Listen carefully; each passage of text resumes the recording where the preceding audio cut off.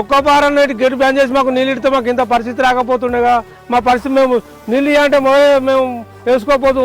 ఎకరాన 50,000 పెట్టుబడి పెట్టినాం, ఇప్పుడు తిందామంటే తిండికి లేదు. మా పరిస్థితి ఏంది? ఎక్కడొక్క బొట్టు నీళ్ళు లేవు, బోర్లు పోతలేవు.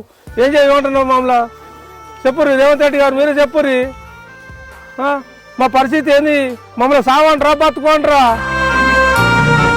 చెప్పుర్రి మీరే. నీరు నీరు నీరు రైతు కంట నీరు చూడనైన చూడరెవ్వరు.